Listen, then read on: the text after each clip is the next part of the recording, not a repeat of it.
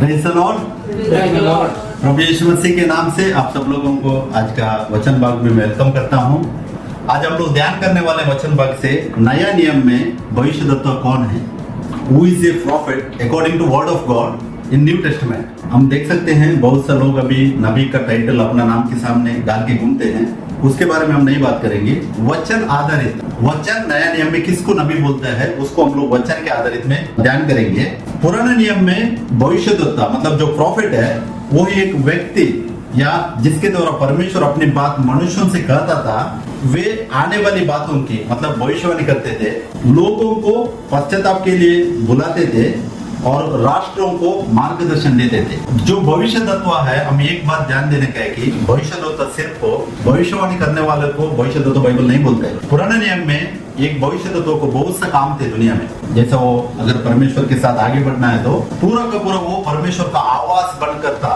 मतलब वो परमेश्वर जो कुछ भी काम इस दुनिया में करना चाहते हैं वो एक इंसान को चुनकर उसके द्वारा बात कर रहा था, एक टाइम लिमिट में। जैसा अगर हम लोग स्टार्टिंग से देखेगा हमको बराबर मिलता है पढ़ने के लिए। नूह को भी चुना था परमेश्वर ने, नूह के द्वारा भी बात की है, उसके बाद अब्राहम के द्वारा परमेश्वर ने बात किया, और बाकी का बहुत सा जो नबी लोग बोलते हैं ओल्ड टेस्टमेंट में एक इंसान को परमेश्वर चुन रहा था अपना काम के लिए। एक वचन हम लोग ध्यान करेंगे पुराने नियम का, पहला शमूएल 3 का 19 और 20 वचन पढ़ेंगे। फर्स्ट शमूएल 3 19-20। शमूएल बड़ा होता गया और यहोवा उसके संग रहा और उसने उसकी कोई भी बात निष्फल न होने दी, और दान से बेरशेबा तक रहने वाले सारे इस्राएलियों ने जान लिया कि शमूएल यहोवा का नबी होने के लिए नियुक्त किया गया है। आमीन। ओके, 3 का 19-20 वचन क्या बोलता है कि शमूएल बड़ा होता गया और यहोवा उसके संग था। कौन था उसके साथ?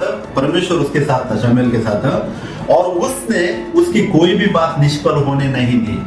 जो भविष्यद्वक्ता था पुराने नियम में, परमेश्वर उसके साथ सच्चा भविष्यद्वक्ता। वो टाइम पे भी बहुत से झूठे नबी थे, हम जान सकते हैं। हमको जब भी इसका एलिया का टेस्ट होता है, वो टाइम पे कितना नबी थे, बहुत से नबी थे, झूठे भविष्य नबी थे, लेकिन सच्चा भविष्यद्वक्ता के साथ परमेश्वर हमेशा रहता है। और 20 वचन देखिए, और दान से बेरशेबा तक मतलब वो एरिया के बारे में बता रहा है, रहने वाले सारे इस्राएलियों ने जान लिया कि शमूएल यहोवा का नबी होने के लिए, भविष्यद्वक्ता होने के लिए नियुक्त किया गया है। सबको मालूम पड़ता है, क्यों? परमेश्वर को वचन भी वही बोलता है ना। कैसा एक नबी को अगर परमेश्वर को और से बोल के हम जान सकते हैं, क्योंकि जो भी बात वो कहेगा वो अगर होएगा। मीका बोलता है इस बात को, अगर हम लोग फर्स्ट किंग से 22 चैप्टर पढ़ने के टाइम में मीका वो बोलता है, जब ये अहाब और यहोशापात वो लोग झगड़े में जाने के टाइम वो लोग बोलते हैं, अगर मैंने बोला वो बात अगर फुलफिल हो गया तो ये परमेश्वर से आया हुआ बात है, वो फुलफिल होता है। मीका का मतलब टेस्ट में होता है सच्चा नबी कौन है। तो नबी के बारे में ये है, और भी बहुत सा मैं इधर रिकॉर्ड किया है सिर्फ एग्जाम्पल जो रेफरेंसेस में बताएगा। एक जो भविष्यद्वक्ता पुराना नियम में सिर्फ वो भविष्यवाणी करने वाला नहीं था, वो जज करने वाला था, मतलब एक लीडर के तौर पर भी वो प्रकट हो रहा था। हम लोग वचन का रेफरेंस में बताता हूँ, आप लोग पढ़ सकते हैं बाद में। पहला शमूएल उसका 7 का 15 से 17 तक पढ़ने के टाइम में हमको वो जजमेंट भी कर रहा था, लोगों के ऊपर एक न्यायाधीश होकर न्याय भी कर रहा था, और उसके बाद मध्यस्थ होकर भी शमूएल ने काम किया है। अगर हम लोग पहला शमूएल उसका 7 का 9 और 10 वचन पढ़ेगा ना, और मध्यस्थ होकर भी परमेश्वर और लोगों का लोगों के बीच में वो न्याय भी कर रहा था। उसके बाद रिफॉर्मर होकर मतलब सुधारक होकर भी उसने काम किया हुआ है शमूएल ने। वो भी पहला शमूएल 7 का 3-4 वचन में हम लोग पढ़ने के लिए मिलता है। और उसके बाद राजाओं को अभिषेक करने के बारे में शमूएल की जिंदगी में हमको मालूम पड़ता है। प्रॉफिट था, वो राजाओं को नियुक्त कर रहा था। फर्स्ट शमूएल 10:1 और 16:13 में भी इसके बारे में पढ़ सकते हैं। उसके बाद करेक्शन करने वाला, मतलब अगर कुछ गलती हो गया, कोई लोग गलती कर रहे हैं तो परमेश्वर की ओर से वो न्याय करने वाला भी था। साउल की जिंदगी में हम देख सकते हैं, साउल जब गिर जाता है ना, वो टाइम पे वो न्याय करते हैं, उधर बोलते हैं कि परमेश्वर को तुमने क्यों परमेश्वर वचन को नहीं माना, तो उसके ऊपर वो न्याय भी करता है उधर और करेक्शन भी करता है उसको। उसके बाद वो याजक भी था, आमीन, वो याजक था, एली था उधर, लेकिन एली के साथ ही ये बड़ा हुआ था, इसको परमेश्वर ने उसके लिए भी चुना था। तो पहला शमूएल 7 का 9, ये जो थोड़ा मैंने उसका एक प्रॉफिट का क्वालिटीज के बारे में इधर आप लोग वचन दिखाए। यिर्मयाह के बारे में हम लोग ध्यान करेंगे। यिर्मयाह उसका 1, 9 और 10 वचन पढ़ेंगे। यिर्मयाह 1 का 9 और 10 वचन। तब यहोवा ने हाथ बढ़ाकर मेरे मुंह को छुआ और यहोवा ने मुझसे कहा, देख मैंने अपने वचन तेरे मुंह में डाल दिए हैं, सुन मैंने आज के दिन तुझे जातियों और राज्यों पर अधिकारी ठहराया है, उन्हें गिराने और ढा देने के लिए, नष्ट करने और काट डालने के लिए, या उन्हें बनाने और रोकने के लिए। आमीन। यिर्मयाह 1:9 और 10 में, यिर्मयाह को भी ओल्ड टेस्टमेंट का बहुत अच्छा प्रॉफिट हमको मालूम है। वो उधर देखिए 1:9 वचन में कहता है कि तब यहोवा ने हाथ बढ़ाकर मेरे मुंह को छुआ। परमेश्वर यिर्मयाह का मुंह को छूता है और यहोवा ने मुझसे कहा, देख मैंने अपने वचन तेरे मुंह में डाल दिया है। आमीन। परमेश्वर का वचन यिर्मयाह के मुंह में परमेश्वर रखता है। पुराना नियम में इधर यहोवा कहता है कि मैंने अपने वचन तेरे मुंह में डाल दिया है। यिर्मयाह का मुंह में परमेश्वर को वचन रखता है परमेश्वर, ताकि परमेश्वर के लिए वो एक आवाज बन सके इस दुनिया में।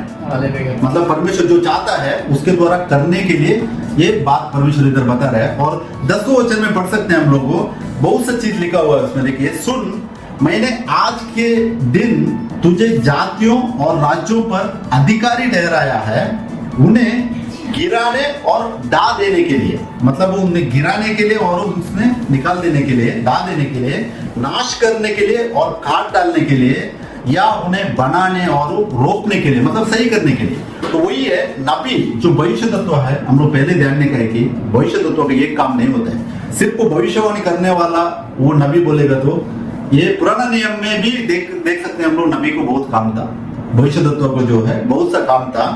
और इधर हम लोगों ने पढ़ा कि आज के दिन तुझे जातियों और राज्यों पर, एक नबी जो है परमेश्वर नियुक्त करता है किसके ऊपर?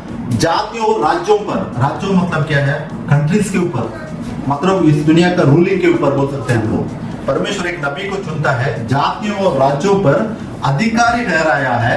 और ये पूरा बात हम लोगों ने 6 बात को इधर पढ़ा। जो सही नहीं है उसको सही करने के लिए, जो खराब है उसको। अभी कैसा नया नियम ये बात कैसे वर्कआउट होता है? हम लोगों को बोलने से होता है, हम लोगों को सिर्फ प्रोफेसर करने का है। पुराना नियम का सिस्टम अलग था, नया नियम का भी सिस्टम अलग है। परमेश्वर उसको पूरा चेंज किया, वो आगे हम लोग ध्यान करेंगे। तो इधर यिर्मयाह के बारे में हम लोग ध्यान किया कि एक नबी को जो है ये काम नहीं है, बहुत सा काम है इस दुनिया में। और उसका पॉइंट्स भी इधर मैंने, और भी जो यिर्मयाह के बारे में है उसके पॉइंट्स भी रेडी किया है। वो एक चूजन प्रॉफिट था, जब से वो माँ के गर्भ से आने के टाइम से परमेश्वर ने उसको चुना था। हम लोग 1:5 में उधर पढ़ सकते हैं, क्या वचन है उधर नहीं पढ़ेंगे अभी। और परमेश्वर बोलता है कि तुम इस दुनिया से आने से पहले मैंने तुमको ऑलरेडी माँ के गर्भ में देखा है, और उसको माँ के गर्भ में से पहले परमेश्वर ने उसको नबी बोलकर चुना है। चूजन प्रॉफिट था यिर्मयाह जन्म से। और उसके बाद वो मैसेंजर ऑफ गॉड था, वर्ड ऑफ गॉड। अभी जान के हम लोग 1:9 और 10 है। उसके बाद नेक्स्ट था वो इंटरसेसर था। इंटरसेसर मतलब वो लोगों के लिए मध्यस्थ से, जो सैमुएल के बारे में हम लोग ध्यान किया। इसका यिर्मयाह का बहुत सा वचन है, 14 का 7 से 9, 19 22 उधर भी देख सकते हैं हम लोग, 19वां अध्याय 22वां अध्याय में भी है। और उसके बाद वो सुधारक और डांटने वाला था, मतलब जो गलत चीज हो रही है, जो 1:9-10 में वचन है ना, उसमें बहुत मीनिंग से वो पूरा यिर्मयाह में पढ़ेगा तो हम लोगों को बहुत सा चीज पढ़ने के लिए मिलता है। वो उसका काम था। अगर यिर्मयाह हम लोग 7 के 1 से 11 पढ़ेंगे ना, उधर वो सुधारने वाला भी था। वो सुधारने के लिए चेतावनी देता है इजराइल लोगों को, वो लोग गलत कर रहे हैं, उनको बार बार चेतावनी दे रहे हैं तुम लोग मत करो बोल के। उसके बाद दुख उठाने वाला सेवक और साक्षी भी था, वो उससे खुद दुख उठाया हुआ है परमेश्वर के लिए, गवाह बना हुआ है, साक्षी बना हुआ है। यिर्मयाह हम लोग 20 का 1 और 2 वचन और 38 का 8 6 छठा वचन में हम इसको पढ़ सकते हैं। और उसके बाद वो परमेश्वर के लिए वो रोया हुआ था, वो रोया भी है परमेश्वर के लिए, मालूम है कि उन लोगों की सोच कर वो रोता था, वो भविष्य में। उसके लिए भी वचन हमको विलाप गीत 1 का 16 में, यिर्मयाह 9 का 1 में पढ़ सकते हैं। और उसके बाद नया वाचा को वैश्य तत्व था। अगर हम लोग यिर्मयाह 31 चैप्टर पढ़ेगा ना, परमेश्वर का नया वाचा भी उसके द्वारा परमेश्वर ने उधर दिया हुआ है। यिर्मयाह 31 का 31 से 34। तो ये पूरा बातें मैंने ये जो बोला है ऑलरेडी, मैंने इसमें वचन डाला हुआ है, रेफरेंस आप लोग ध्यान कर सकते हैं। ये हो गया पुराना नियम का नबी के बारे में। वो 2 टेस्ट में देखा, क्योंकि नबी बोलेगा तो या भविष्य तो बोलेगा तो सिर्फ वो भविष्यवाणी करने का काम नहीं है। ये बात को हम बराबर से जानने का वचन में, अगर सिर्फ भविष्यवाणी करने वाला नबी बोलेगा तो परमेश्वर का सिस्टम गलत होता है। आमोस का 3 का 7 पढ़िए ब्रदर, आमोस 3:7 पढ़ेंगे हम लोग। इसी प्रकार से प्रभु यहोवा अपने दास पवित्रताओं पर अपना मर्म बिना प्रकट किए कुछ भी न करेगा। आमीन। भविष्य तत्वों को अपना वेद बिना बताने से कुछ नहीं करता, मतलब सब परमेश्वर पहले नबियों को बताता था। लेकिन इसी बात को वो नया नियम में प्रभु यीशु मसीह के ऊपर फुलफिल भी होता है। दानियल 9:24 पढ़ेंगे हम लोग, दानियल 9:24। पुराने नियम में नबी मतलब वो भविष्यद्वक्ता के द्वारा परमेश्वर ने बात की थी, लेकिन नया नियम में उसको चाप परमेश्वर लगा देता है। दानियल 9:24 में हम लोग पढ़ सकते हैं, तेरे लोगों और तेरे पवित्र नगर के लिए 70 सप्ताह ठहराए गए हैं कि उनके अंत तक अपराध का होना बंद हो और पापों का अंत और अधर्म का प्रायश्चित किया जाए और युग युग की धार्मिकता प्रकट हो और दर्शन की बात पर और भविष्यवाणी पर शाप की जाए और परम पवित्र का अभिषेक किया जाए। हमें ये वचन में हमको 6 पॉइंट मिलने पढ़ने के लिए मिलता है। ये 6 पॉइंट में हम लोग एक एक बात को ध्यान करेंगे तो बहुत गहरी बात है इसमें, लेकिन आज मैं इसमें एक ही दिखाता हूँ। 5 पॉइंट जो है दर्शन की बात पर और भविष्यवाणी पर चाप दी गई। ये जितने भी नबी लोगों ने पुराने नियम में भविष्यवाणी किया है ना, नया नियम में यीशु मसीह आकर उसी के ऊपर चाप दे देता है। चाप देना मतलब क्या? उसको फुलफिल करना, उसको मोहर लगा देना, उसको कंप्लीट करना। इंग्लिश में लिखा है to seal of the vision and prophecy. जो भी दर्शन परमेश्वर ने दिखाया था और जो नबूवत किया था उनको पूरा परमेश्वर आकर नया नियम में सील डाल देता है बदन में आकर। तो ये पुराना नियम का प्रॉफिट के बारे में हम लोग देखा।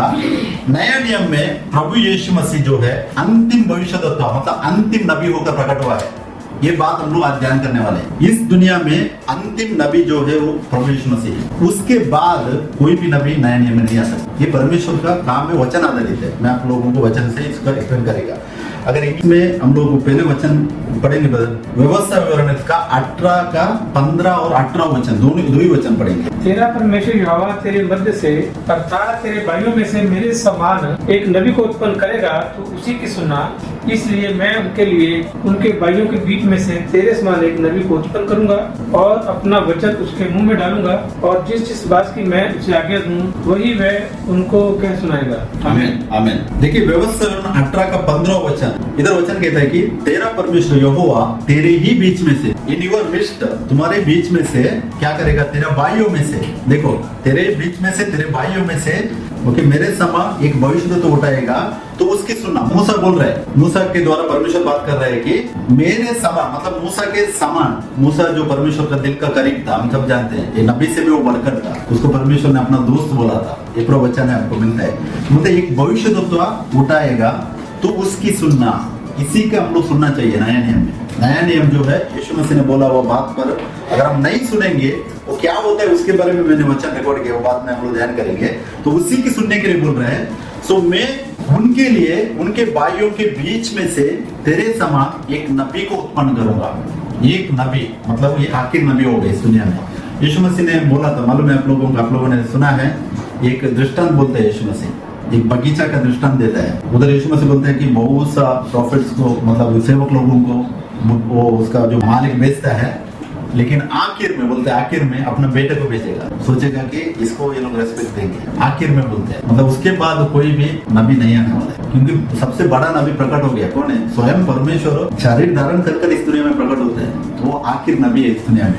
अभी मालूम है ये जो मुस्लिम्स में मोहम्मद प्रॉफिट 600 में रईस होता है ना, उसको रईस किसने किया था मालूम है? रोमन कैथलिक लोगों ने किया था। अगर आप इतिहास पढ़ेंगे ना, फर्स्ट उसको मोहम्मद को नबी बोलकर अवार्ड डिक्लेयर किया था रोमन कैथलिक का प्रीस्ट ने, उसका नाम है वाराका। उसने बोला था तू नबी है, मालूम है? उसके बाद वो नबी बोल के गिना गया। लेकिन वो देखो वचन के आधार में कितना गलत चला है। कोई भी नबी नहीं आने वाला। तो इसके लिए इधर वचन हम लोगों ने देखा, एक नबी को उत्पन्न करूंगा और अपना वचन उसके मुंह में डालूंगा।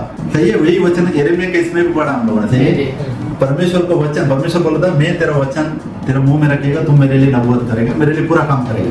लेकिन ये नबी है अभी जो यीशु मसीह के बारे में जो इधर वचन कह रहे हैं ना, अपना वचन उसके मुंह में डालूंगा। लेकिन यूहन्ना 1:1 में पढ़ने के टाइम में क्या बोलते हैं वचन? आदि में वचन था, वचन परमेश्वर था, परमेश्वर वचन था, वचन परमेश्वर था। लेकिन इधर परमेश्वर बोल रहे देखो अपना वचन उसके मुंह में डालूंगा। मतलब क्या है? वचन देहधारी होकर स्वयं वचन को रिलीज करेगा।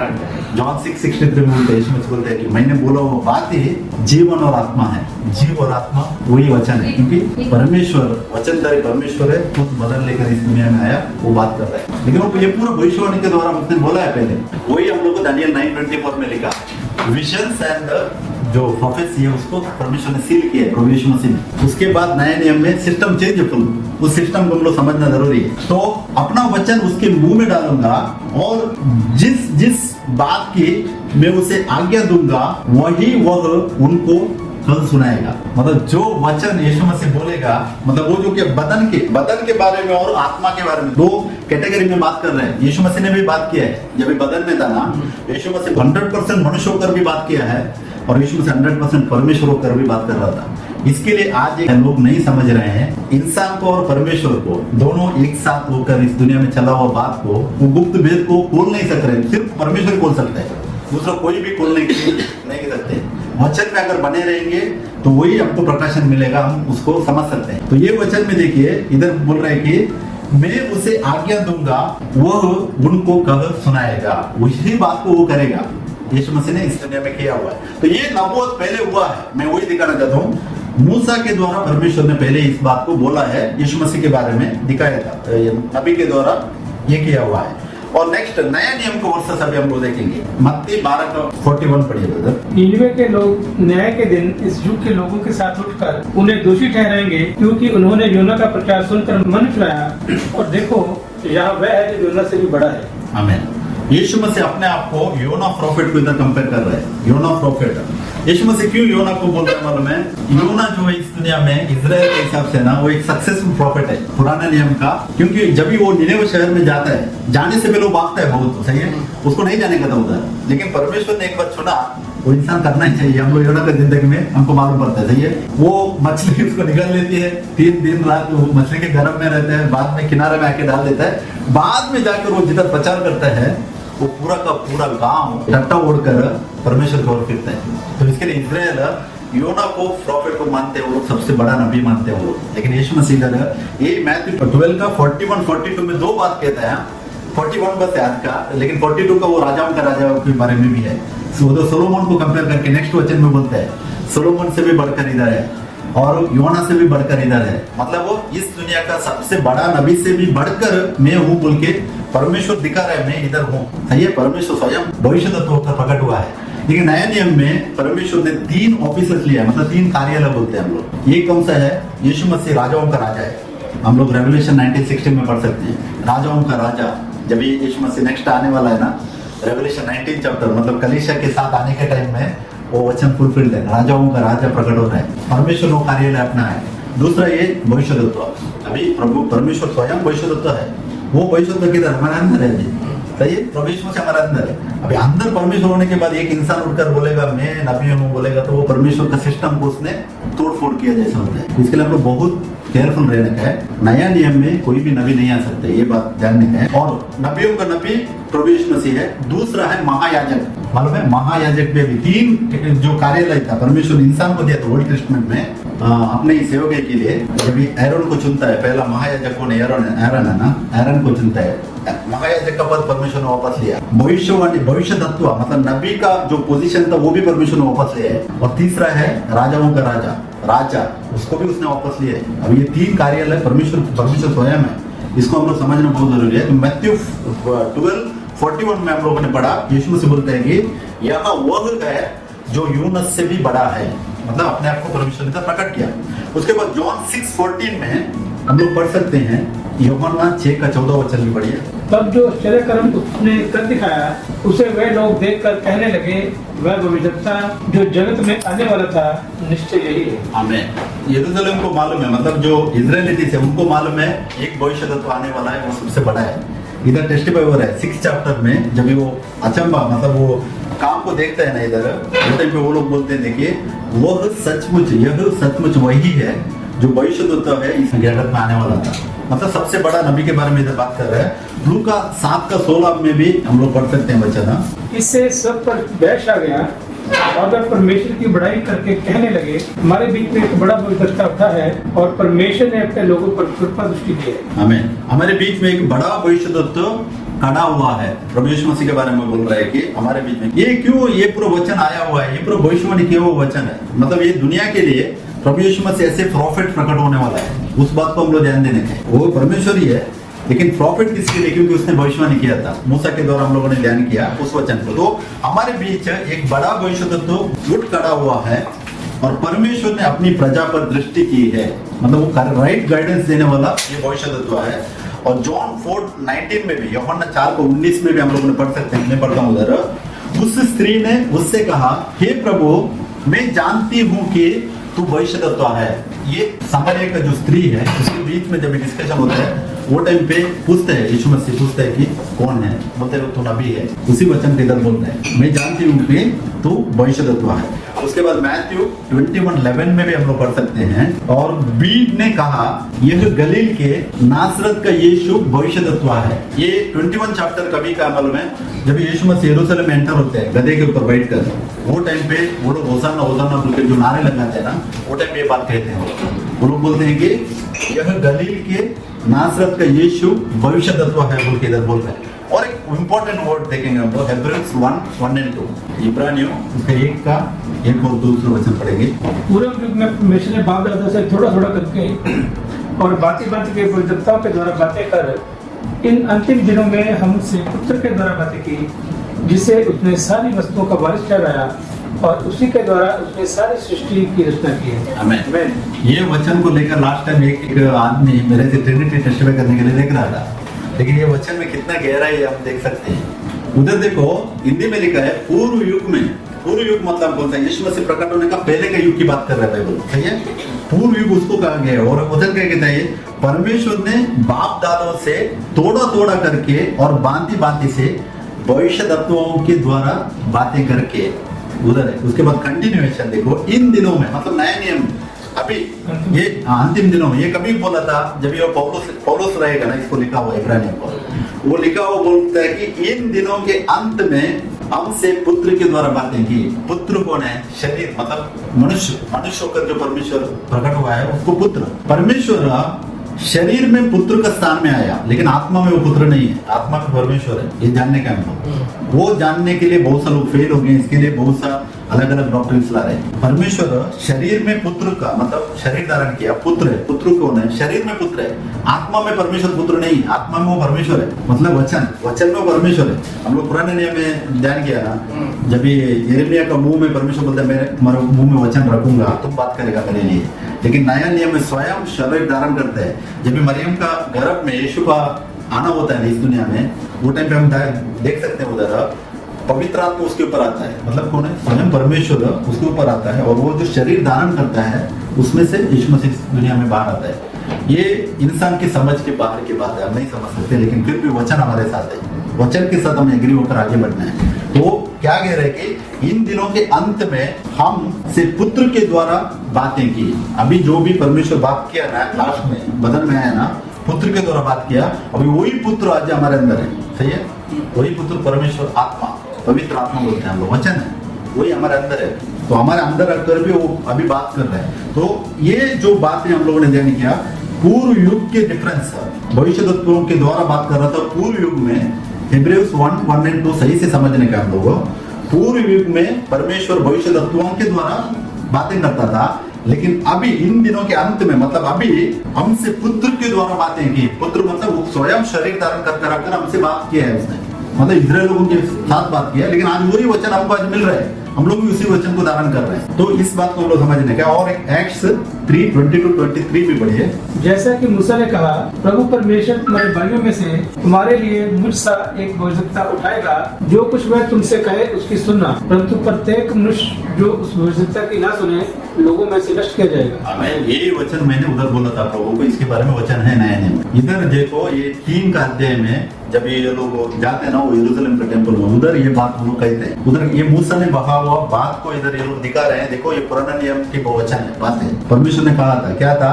जैसा कि मूसा ने कहा, प्रभु परमेश्वर हमारे भाइयों में से तुम्हारे लिए मुझ या एक भविष्यद्वक्ता को उठाएगा, जो कुछ वह तुमसे कहे उसी की सुनना। ये इंपॉर्टेंट है। उसी इसके लिए परमेश्वर 2 जगह में टेस्टिफाई भी करता है। आप लोगों ने पढ़ा है मैथ्यू 3:17 में, जब ये बैप्टिज्म लेकर यीशु मसीह आते हैं ना, आसमान खुल जाता है और उधर आवाज आता है कि ये मेरा प्रिय पुत्र है, सही है।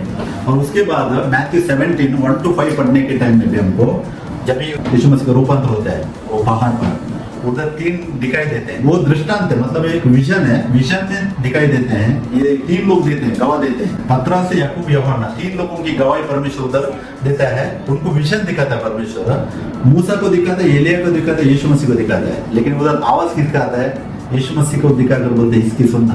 उधर पेट्रोस सोचता है कि हम 3 तंबू डालेंगे क्योंकि तीनों को इक्वल स्थान में बिठाएंगे। लेकिन उधर परमेश्वर बोलता नहीं इसकी सुनना, क्योंकि वो पलट हो। इसी को रोमन्स 3 चैप्टर में पढ़ने के टाइम में 21-22 में वचन में पौलुस भी क्लियर करता है। पौलुस बोलता है कि इसका टेस्टिफाई उधर उनके द्वारा भी हुआ था, और वो 2 पेट्रोस में जाएगा तो पेट्रोस में भी इसको टेस्टिफाई करता है। तो 2-3 जगह में इसका वचन हमको पढ़ने के लिए मिलता है। तो ये हम जानना बहुत जरूरी है। और इधर प्रेरितों का काम हम लोग 3:23 वचन में पढ़ा था कि परंतु प्रत्येक मनुष्य जो उस भविष्यद्वक्ता की ना सुने, मतलब यीशु मसीह का जो इंसान नहीं सुनता है, ना सुने, लोगों में से नाश किया जाएगा। ये इंपॉर्टेंट है। अगर अभी ये सिस्टम को परमेश्वर को जो लोग नहीं समझते, नहीं करते हैं, अपनाते हैं, वो नाश हो जाएगा। वचन कह रहा है, मैं नहीं कह रहा हूँ, वचन कह रहा है। देखिए, प्रत्येक मनुष्य जो उस भविष्यद्वक्ता की ना सुने, मतलब यीशु मसीह की जो ना सुने, यीशु मसीह ने बोला वो बातों को, और लोगों में से नाश किया जाएगा। नाश किया जाएगा मतलब बदन में नाश करने की बात नहीं कर रहा है, एटर्निटी में नाश हो जाएगा बोल के बोल रहा है वचन, अनंत कालिक में नाश हो जाएगा। इस बात को हम लोग को जोड़ने का, क्योंकि परमेश्वर ने स्वयं शरीर धारण कर क्रूस का वो मरण सहकर लहू बहाकर सब कुछ किया परमेश्वर ने हमारे लिए। लेकिन आज इंसान क्या कर रहा है, सच्चाई को नहीं जानता है, या जानकर भी बहुत सा कुछ गलती करता है, वो नहीं करने का। तो नया नियम में अभी हम लोगों ने देखा सबसे बड़ा भविष्यद्वक्ता कौन है, प्रभु यीशु मसीह। और भी मैं बहुत सा वचन आपको दिखा सकता हूँ। लूका 16:16 में, मत्ती 11:13 में परमेश्वर यीशु मसीह स्वयं कहते हैं कि व्यवस्था और भविष्यद्वक्ता यूहन्ना तक रहे, मतलब स्नानिक यूहन्ना तक ही थे। उसके बाद अभी परमेश्वर का राज्य का स्थापन किया है परमेश्वर। तो परमेश्वर का राज्य में हम लोग अभी आए हैं, तो इस बात को हम लोग गहराई से जानने के। तो अभी नया नियम में 2 टाइप का प्रॉफिट्स है, एक प्रॉफिट है, एक प्रोफेसी है। दोनों को हम लोग मिक्सअप करके अभी लोग बढ़ रहे हैं, नहीं बढ़ने गए। प्रॉफिट अलग है, प्रोफेसी अलग है। कलीसिया के अंदर प्रॉफिट सी गिफ्ट है, लेकिन ऐसे प्रॉफिट परमेश्वर ने कलीसिया को सामने रखा है। सच्ची कलीसिया को प्रॉफिट बोल के बोला हुआ है। हम वचन पढ़ेंगे, एफेसियन 1:22-23 पढ़िए। Church is the body of the Christ, मतलब इस वॉइस ऑन अर्थ अभी कलीसिया है। अभी नतोनी ब्रदर आप भी परमेश्वर के बारे में बात करते हैं, मैं बात करता हूँ, विनू ब्रदर बात करते हैं, कमल जी, सब लोग बात करते हैं। हम लोग सबको परमेश्वर ने अपना अंदर, सबके अंदर रखा हुआ है आत्मा। तो हम लोग सब लोग परमेश्वर के लिए नबूवत करते हैं। नबूवत करना मतलब क्या है, बात करना, परमेश्वर के बारे में बात करना। लोग अभी आपके आजू बाजू जो काम करते हैं, अगर कोई बीमार है, आप क्या करते हैं, उनके लिए दुआ करते हैं, प्रेयर रिक्वेस्ट देते हैं, वो भी एक भविष्य करता है अपना। ये पूरी चीज करते हैं। ओके, एफेसियन 1:22-23 पढ़िए। और सब कुछ उसके पांव तले कर दिया, और उसे सब वस्तुओं पर श्रोमणी ठहराकर कलीसिया को दे दिया। ये उसकी देह है और उसी की परिपूर्णता है, जो सब में सब कुछ पूर्ण करता है। आमीन। ये मीनिंगफुल वर्ड है। देखो, सब कुछ उसके पांव तले कर दिया। परमेश्वर ने हर एक चीज, हम लोगों ने पढ़ा पुराने नियम में भविष्यद्वक्ता के द्वारा बाती करके थोड़ा थोड़ा परमेश्वर बात कर रहा था, लेकिन अभी अंत में अभी क्या है, पुत्र के द्वारा। यही वचन भी कनेक्ट करो इधर, इब्रानी 1 का हम लोगों ने पढ़ा था ना, 1 और 2। अंत में पुत्र के द्वारा परमेश्वर बात कर रहा है। यही है, सब कुछ उसके पांव तले कर दिया। सब कुछ परमेश्वर ने यीशु मसीह के तले कर दिया है, और उसे सब वस्तुओं पर शिरोमणि ठहरकर कलीसिया को दे दिया। अभी कलीसिया मेन रोल लेते हैं, कलीसिया मेन। कलीसिया के अंदर ही अभी शैतान का काम भी बहुत सा चलते हैं किधर, कलीसिया के अंदर। उसका टारगेट ये कलीसिया को अटैक करना। कलीसिया मतलब वो टेंपल नहीं है। नेक्स्ट वचन में देखिए 23 में, यह उसकी देह है, प्रभु का देह है, उसी को अटैक करता है हमेशा। क्या रीजन है कि हम लोगों ने पढ़ा अभी प्रेरितों का काम में 3:23 वचन जो पढ़ा ना, यीशु मसीह की नहीं सुनने के जैसा वो बहुत कोशिश करेगा, तोड़ फोड़ करने के लिए बहुत कोशिश करेगा। तो इसके लिए हम वचन में बना रहने का है, क्योंकि कलीसिया जो है प्रभु यीशु मसीह का देह है, मतलब स्पिरिचुअल बात को दर्शाता है, और उसी की परिपूर्णता है जो सब में सब कुछ पूर्ण करता है। हम लोग इसी के एफेसियन का 3:9 और 10 वचन पढ़ेगा तो बहुत अच्छा वचन है। उधर बोलते हैं कि सब कुछ परमेश्वर ने कलीसिया के अंदर लाकर एक करने का उसने पहले ही प्लान किया था, कलीसिया में सब कुछ एक करने का। इसके लिए ना पुराना नियम का नबी जो लोग मरे हैं वो लोग भी अभी तक वेट कर रहे हैं कि सबके लिए परमेश्वर ने एक दिन ठहराया गया हुआ है। एक वो जो उद्धार का दिन है ना, वो भी एक दिन ठहराया गया हुआ, वो जब यीशु मसीह का सेकंड कमिंग में वो मिलने वाला है। राइचस बॉडीज हम पाएंगे, एटर्निटी हम पाएंगे उसके लिए। तो एफेसियन 1:22-23 में हम लोगों ने पढ़ा कि सब कुछ जो किसके पांव तले गए, यीशु मसीह के पांव तले किया है, और कलीसिया अभी क्या है, मसीह का देह है। इस बात को हम लोग ध्यान रखा है। और इब्रानियों 1:2 वचन में, सिर्फ मैं ही पढ़ता हूँ इधर वचन हम लोगों ने पढ़ा है ऑलरेडी। इन दिनों के अंत में हमसे पुत्र के द्वारा बातें की। वो अभी बात कर रहे हैं, पुत्र के द्वारा कैसा बात कर रहे हैं, हमारे द्वारा बात कर रहे हैं, चाहिए आपके, मैं बोलो आपके द्वारा, मेरे द्वारा, हम सबके द्वारा बात कर रहे हैं परमेश्वर। अभी परमेश्वर नया नियम में किसी इंसान को खड़ा कर नहीं बोलेगा कि तू बड़ा है बोल के नहीं बोलेगा। अभी जो भी परमेश्वर की सच्चाई से परमेश्वर के राज्य में आता है ना, उसके द्वारा परमेश्वर बात करता है। तो इसके लिए इस सिस्टम को हम लोग समझना बहुत जरूरी है। और चर्च जो है अभी प्रोफेटिक बॉडी है। प्रोफेटिक बॉडी मतलब हम लोग भविष्यवाणी करने वाला। भविष्यवाणी करने का मतलब सिर्फ नबूवत करना नहीं है। मैं फिर से बोलता हूँ, बहुत से लोग गलत लिए हैं। अभी हम देख सकते हैं, अगर एक आदमी किसी के अंदर एक गिफ्ट है प्रोफेसी का, वो अपने आप को प्रॉफिट बोल के टाइटल लग के घूमता है, वो गलत है, वो नहीं करने का। क्योंकि वो कलीसिया की बढ़ोतरी के लिए, वो आगे वचन मैंने रिकॉर्ड किया है इसमें, वो कलीसिया का बढ़ोतरी का जो बात है वो अलग चीज है। दुनिया के लिए ऐसे प्रॉफिट होकर कलीसिया पूरा लोगों को परमेश्वर ने इकट्ठा किया हुआ है, उस बात को हम लोग जानने का है। तो अब वो पूरी कलीसिया जो है भविष्यवाणी का आत्मिक कार्य में चलाती है। हम तो हम लोग और एक वचन पढ़ेंगे, फिर तो कम ब्रदर 2 का 16, 17, 18 वचन पढ़िए, एक्ट्स 2, 16 to 18। परंतु ये वह बात है जो जोएल पवित्रता के द्वारा कही गई थी। परमेश्वर कहता है कि अंत के दिनों में ऐसा होगा कि मैं अपना आत्मा सब मनुष्यों पर उंडेलूंगा, और तुम्हारे बेटे और तुम्हारी बेटियां भविष्यवाणी करेंगी, और तुम्हारे जवान दर्शन देखेंगे, और तुम्हारे पूर्णे स्वप्न देखेंगे। वरन मैं अपने दासों और अपनी दासियों पर भी उन दिनों में अपने आत्मा को उंडेलूंगा, और वह भविष्यवाणी करेंगे। आमीन। इधर भविष्यवाणी करेंगे, भविष्यवाणी करेंगे 2 वचन में हम लोग पढ़ सकते हैं। 2 वचन में लिखा है भविष्यवाणी करने के टाइम में, लेकिन इंग्लिश में 16 वचन पढ़ेगा तो इधर पेट्रोस बोलता है कि but this is that which was spoken by the profit Joel. This is that मतलब वो ये दिन की बारे में बात कर रहा है, अभी की बात कर रहा है वो, मतलब वो प्रोफेसी को, ओल्ड टेस्टामेंट का प्रोफेसी को इधर कोट करके बोलता है कि दिस इज दैट, मतलब अभी ये फुलफिल हो रहा है ये वचन। कौन सा? योएल का जो 2:28 में जो बोला हुआ वचन है, वो इधर वो कोट करके बोल रहा है। 17 वचन में बोल रहा है कि परमेश्वर कहता है कि अंत के दिनों में ऐसा होगा। अंत मतलब जब यीशु मसीह प्रकट हुआ है उस दुनिया में, तब से अंत बोल के गिना गया हुआ है। यीशु मसीह बदन में जब प्रकट हुए ना, उधर से अंत का दिन गिना गया है। क्या बात है कि मैं अपना आत्मा सब मनुष्यों पर उड़ालूंगा। आत्मा मतलब वचन, सब मनुष्यों पर उड़ालूंगा, और तुम्हारे बेटे और तुम्हारी बेटियां भविष्यवाणी करेंगे। ये भविष्यवाणी करेंगे मतलब ये प्रोफेटिक नहीं है, ये मैं बोला सुसमाचार देने के बारे में बात कर रहे हैं। मैं एक टाइम पे इस वचन को नहीं समझा था, लेकिन परमेश्वर का धन्यवाद हो, उसने इसका भी समझ है। उधर देते हैं कि मैं अपना आत्मा सब मनुष्यों पर उड़ालूंगा। सब मनुष्यों पर मतलब जो भी परमेश्वर प्रभु यीशु मसीह में आता है ना, उन सब के ऊपर प्रभु इधर अपना आत्मा उड़ाल रहा है। और तुम्हारे बेटे और बेटियां भविष्यवाणी करेंगे, मतलब वो सुसमाचार प्रकट करेंगे, परमेश्वर का आवाज बनेंगे, और तुम्हारे जवान दर्शन देखेंगे, और तुम्हारे पुरानिया स्वप्न देखेंगे, मतलब विजन्स मिलेगा लोगों को। और 18 वचन ही देखिए, वरना मैं अपने दासों और अपनी दासियों पर भी उन दिनों में अपना आत्मा में से उड़ालूंगा, और वे भी भविष्यवाणी करेंगे। वे भी भविष्यवाणी करेंगे मतलब ये लोग भी परमेश्वर को वॉइस बनेंगे। 2 कैटेगरी लिखा है, ध्यान देने का। 17 और 18 वर्ड्स में परमेश्वर बोलता है कि देखो, 17 वर्ड्स में बोलता है कि अपना आत्मा में सब पर उड़ालूंगा, मनुष्यों पर। सेकेंड कैटेगरी में दास दासियों की बात कर रहा है, मतलब जेंटाइल्स एंड अपना लोगों के बारे में परमेश्वर बात कर रहा है। दोनों के ऊपर मैं सेम आत्मा को मैं उड़ालूंगा। वो लोग भी भविष्यवाणी करेंगे, ये लोग भी भविष्यवाणी करेंगे। भविष्यवाणी करना मतलब परमेश्वर का वॉइस बनाना, आवाज बनाना। तो ये इस बात को हम जानने का है।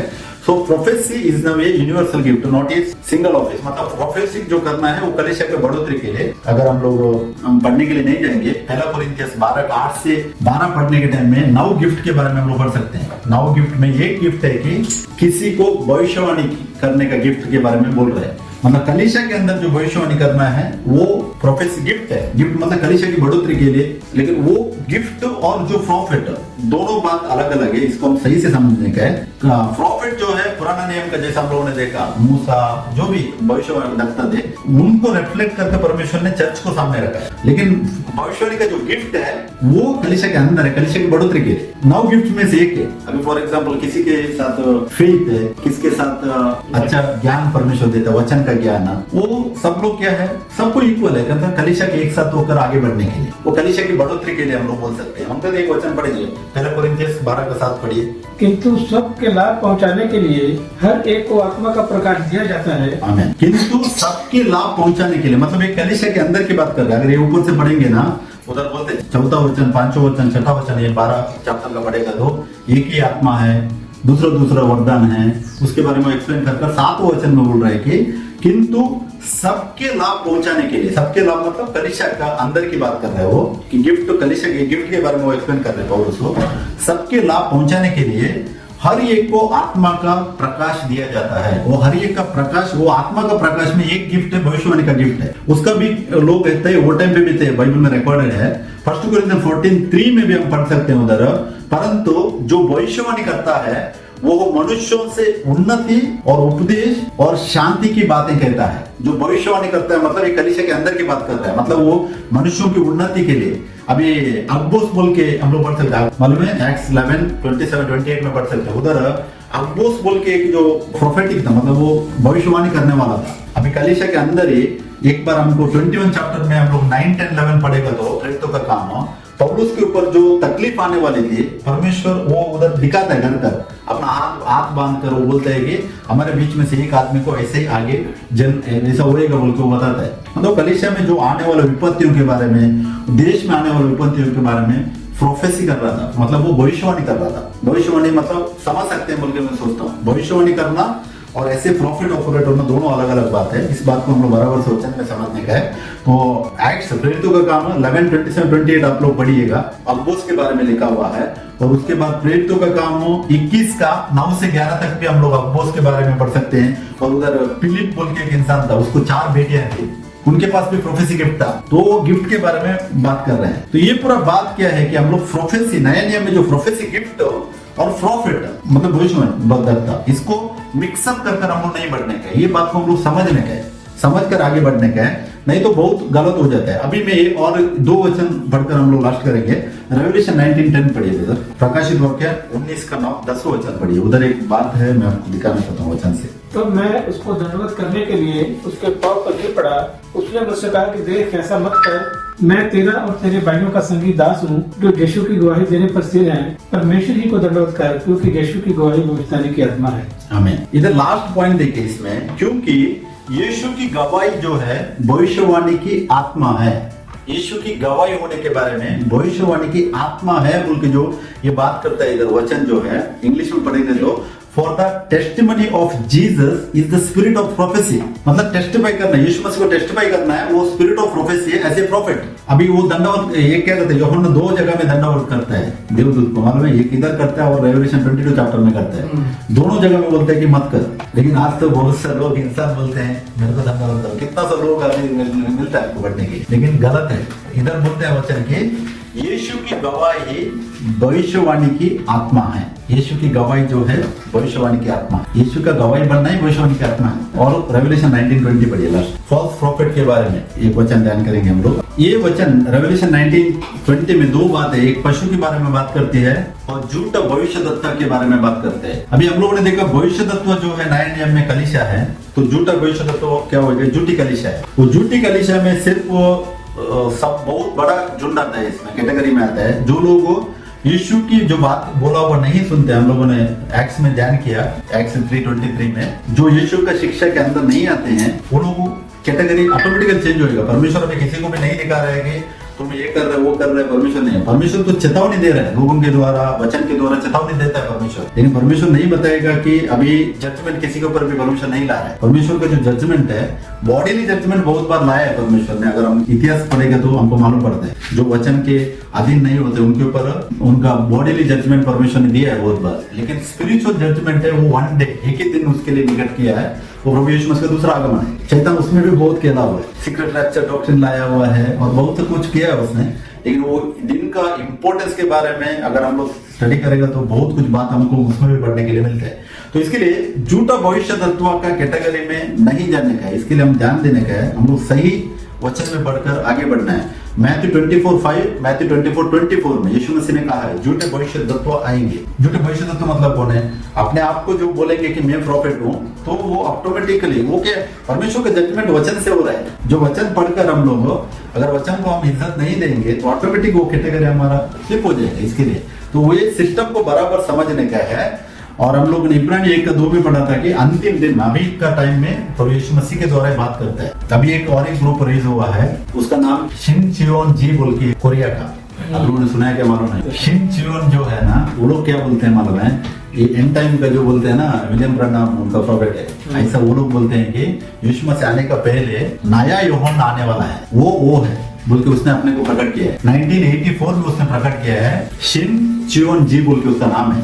उसी का नाम पे अभी बड़ी कलीसिया बने, उसका नाम में Shincheonji Church of Jesus बोल के उनका मिनिस्ट्री चल रहा है। मैंने उनका टीचिंग में सुना है, वो लोग प्रीच कर रहे हैं कि अगर उनका डॉक्ट्रिन के अंदर हम नहीं आएंगे तो हमको एटर्नल लाइफ नहीं है। वो लोग उधर गिर गए। हाँ, वो लोग बोलते हैं कि अगर तुम ये शिक्षा के अंदर नहीं आएंगे हाँ तो तुमको एटर्नल लाइफ नहीं है बोलते हैं। और उनका टीचिंग क्या है मैंने वो भी देखा, रेवलेशन पूरा उनका टीचिंग भी मैं थोड़ा ध्यान किया, लेकिन पूरा एंड टाइम अभी जो लास्ट टाइम में लेकर आकर पूरा खोल रहे हैं वो लोग। वो दो गवाह है ना रेवलेशन 11 का, वो बोलते एक गवाह वो है शी चिन जो है ना वो इंसान, एक गवाह वो है आखिरी गवाह वो है। और रेवलेशन 11:15 में वो उधर एक कनेक्ट करके बोल रहे वो एक गवाह है, तो दो गवाह उधर कनेक्ट किया और पूरा 19th सेंचुरी 1915 के बाद कनेक्ट किया वो लोग सब कुछ। वो जो मोर खोलना, ट्रम्पेट, उसके बाद कटोरा, पूरा अभी का लिए वो लोग ये किया हुआ है, कनेक्ट किया हुआ है। सिर्फ एक 50 इयर्स का डिफरेंस में वो लोग लाकर उसको पूरा खोल कर बता रहे हैं। और मालूम है आपको इतने बड़े संख्या में उनका टीचिंग हो रहा है, साल का 1 लाख एक कंट्री में लगता है, मेरे को नहीं मालूम, 1 लाख लोग ग्रेजुएशन लेकर बाहर आ रहे हैं वो डॉक्ट्रिन से। और वो लोगों का इंटेंशन है कि सब लोगों को उसका अंदर उस टीचिंग के अंदर लाने का। और कर्नाटका में चल रहा है, अब मैं इंडिया की बात कर रहा हूँ, कर्नाटका में देखा, मैं तेलुगु में देखा, मतलब आंध्रा में, तमिल में देखा उनका टीचिंग का बड़ा ग्रुप से, एक छोटा नहीं बड़ा ग्रुप। तो इसके लिए तो उनका प्रचार करने का क्या बेस है? उनका बेस है कि रेवोल्यूशन जो है अभी तक बंद था, अभी वो प्रकट होने के बाद परमेश्वर ने वो खोल के दिया है, मतलब उसके द्वारा परमेश्वर खोल के दे रहा है ताकि यीशु मसीह का आगमन में नया संदेश वाहक बोलते हैं वो लोग, नया संदेश वाहक होकर वो प्रकट हुआ है, उसके द्वारा परमेश्वर सब खोल के दे रहा है और अभी उसको ओपनली मिल रहा है बोल के यूहन्ना, नया यूहन्ना बोलते हैं। मैथ्यू 24:39 से पढ़ने के टाइम एक वचन है उधर बोलते हैं कि परमेश्वर अपना घर में खाना देने के लिए नियुक्त करेगा बोल के वचन है उधर, वो लोग बोलते हैं वो है। उसके द्वारा अभी 1,44,000 जो है ना अभी वो लोग तैयार कर बोलते हैं, अभी तैयार उसमें से उनमें से जो निकलेगा उनका पास्टर्स को 1,44,000 वही बोलता है। तो इसके लिए हम लोग वचन में बने रहना बहुत जरूरी है। तो आज का हम लोगों ने वचन जान किया गया कि नया नियम में सबसे बड़ा भविष्यद्वक्ता प्रकट हुआ यीशु मसीह है। कोई भी बड़ा नबी नए नियम में नहीं आ सकता है, क्योंकि सबके अंदर परमेश्वर का आत्मा है और परमेश्वर ने हमको इक्विटी दिया, मतलब क्या बोलते हैं हम लोग, दानियल 9:24 में एक बात समानता दी है, दानियल 9:24 में है, इनइक्विटी को निकाला, अधर्म को परमेश्वर ने निकाला।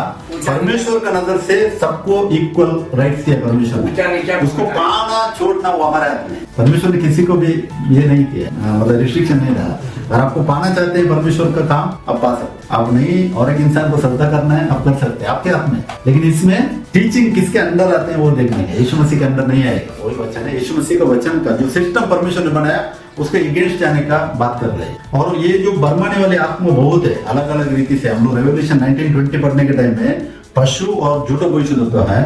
रेवोल्यूशन 20 चैप्टर में जाने के टाइम में जो अजगर है, मेन सांप, उसको परमेश्वर बाद में डाल देगा ना अंदर, वो मेन स्पिरिट है। और बाकी का स्पिरिट कैसा काम करता है कोई देख नहीं सकते, सही है, तो कैसा काम करता है किसी को मालूम पड़ेगा नहीं है। तो क्या बेस्ट उसका क्या है, उससे बचने के लिए वचन में मजबूत होना। वचन में जितना हम लोग मजबूत होते हैं ना उससे उतना हम लोग बच सकते हैं। और दुआ प्रार्थना में बने रहना, बस वही है, दूसरा कुछ नहीं कर सकते। तो इसके लिए नया नियम में प्रभु यीशु मसीह है। अगर कोई भी, मैं आप लोगों को चेतावनी देना चाहता हूँ, कोई इंसान आकर बोलेगा मैं प्रॉफिट हूँ बोलेगा, तो आप वचन से ध्यान करो, वो सच्चा इंसान नहीं है। क्योंकि अगर वो वचन में बना हुआ इंसान होता है तो वो परमेश्वर को वचन का रेस्पेक्ट करेगा। अगर वो परमेश्वर का वचन का रेस्पेक्ट नहीं करेगा मतलब वो झूठा है बोल के आप लोग आप डिसाइड कर सकते हैं। क्योंकि मैथ्यू 23 में वो जो वचन नहीं लिया, मैथ्यू 23, 7, 8, 9, 10 वचन पढ़ने के टाइम में यीशु मसीह स्वयं कहता है तुम लोग सब लोग बाय बाय, हम सब बाय बाय हैं। हमारे बीच में अगर एक बड़ा, अभी फॉर एग्जाम्पल मेरे अंदर जो आत्मा है आपके अंदर भी है, आप मैं बोलेगा मैं बड़ा आदमी हूँ बोलेगा तो क्या होगा, मैं तुम लोगों से बड़ा हो गया, बाद में क्या होगा, मेरे अंदर परमेश्वर कैसे वास करेगा। परमेश्वर ने तो हमको पूरा एक दर्जा दिया हुआ है। एक इंसान बोल सकता है मैं बड़ा हूँ, नहीं बोल सकता। तो हम सब बाई बाई है, ये कॉन्सेप्ट हम पहले एग्री होने का वजह से, बाद में हम लोग क्या हो जाएगा वो थोड़ा वचन एक्सप्लेन करने का, वो गिफ्ट है परमेश्वर को वो देता है। तो सब इम्पोर्टेंट क्या है कि परमेश्वर का मन को हम जानने का, परमेश्वर का सिस्टम को हम जानने का, उसको हम लोग रेस्पेक्ट करने का, उसको इज्जत करने का, आगे बढ़ने का। तो इसके लिए आज के इस वचन भाग का सारा प्रशंसा महिमा प्रभु यीशु मसीह को देता हूँ मैं। और आप लोग भी वचन में बने रहिएगा और आप लोग भी ध्यान कीजिएगा वचन से। इसको और ध्यान कीजिए वचन से, तो परमेश्वर आपको सही रीति से आगे बढ़ेगा। इसका सारा प्रशंसा महिमा सब कुछ मैं प्रभु यीशु मसीह को देता हूँ। जय मसीह के, जय Masih. Praise the Lord. Praise the Lord.